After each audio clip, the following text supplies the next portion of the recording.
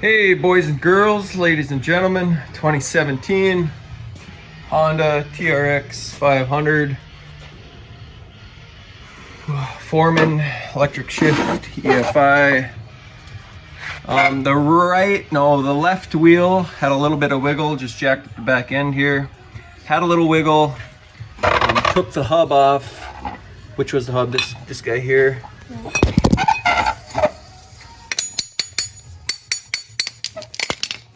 Took the hub off, and the hub and everything looks fine.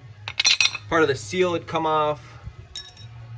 There was a little slop in there. I think that bearing's, probably bad or whatever. So to take it apart, I took the wheel off, took the hub off. Pretty self-explanatory. Take these 4 bolts off for the axle housing, and then what we do is we just turn on this. Sometimes it'll be tight. You might need to just put a pipe wrench or something on there, and this should pop out just like that. And this piece here may or may not stay in there. That's supposed to be back like that. Looks like there might be a little bit of water in here. Anyways, so we have the seal here. Stick a rod down in there and pop that seal out. I'll show you how to do that here in a sec. Yeah. Okay, I just have a rod here, I don't know, 1.5 feet, and put it out there at an angle. And I can do this, I've done this just by holding it. We'll see if I can do it again, but just pound on that. Rotate it 180 degrees every other time you hit it. You can see it's already starting to come out. There goes the seal.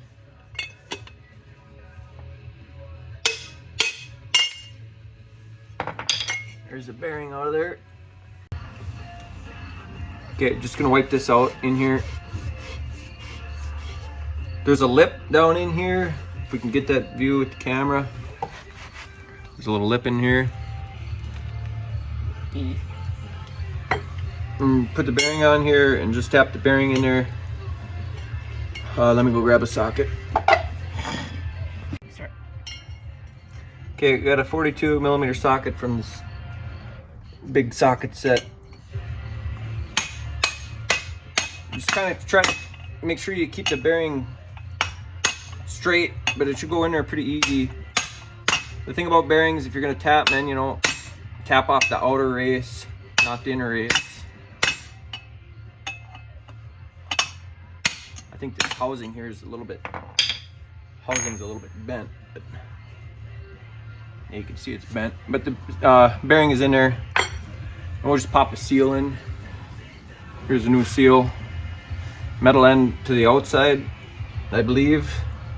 And that's because what happens is get a lot of grass and stuff stuck around there. Yeah, it's not good for stuff.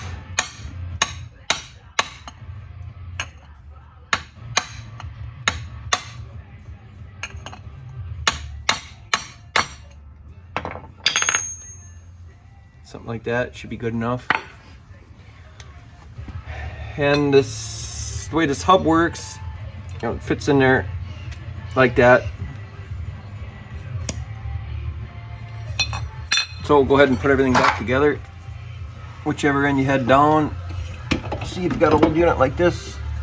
You can tell because it's all worn.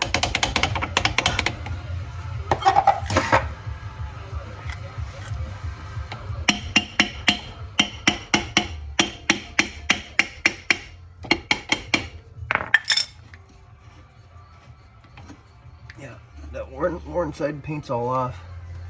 I'll go ahead and throw the bolts in. I got them all started kind of by hand.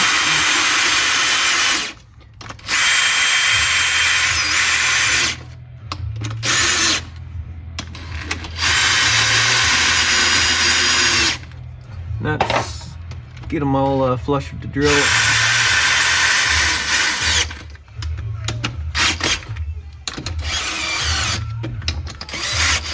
Okay, and then I'll torque them down. Yep. So torque spec on these guys here, 55 pound-feet torque. And I kind of, rather than just going and cranking one all the way down too, you know, snug them up first. And then crisscross pattern or whatever, it's always a good habit. And then we tighten down.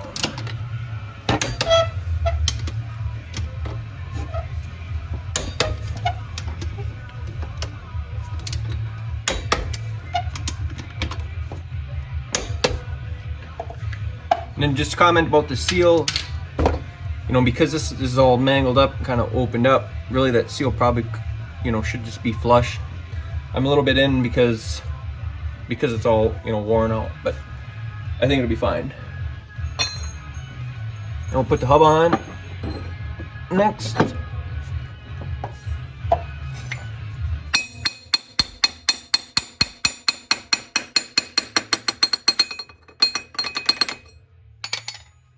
And put the nut. And this too, there's a torque spec. I usually just stand on it, put it in reverse, the jack end backed up, that'll hold it from spinning. Tighten that up, put your wheel on, your wheel bearing and seals are placed, and you are good to go, brah.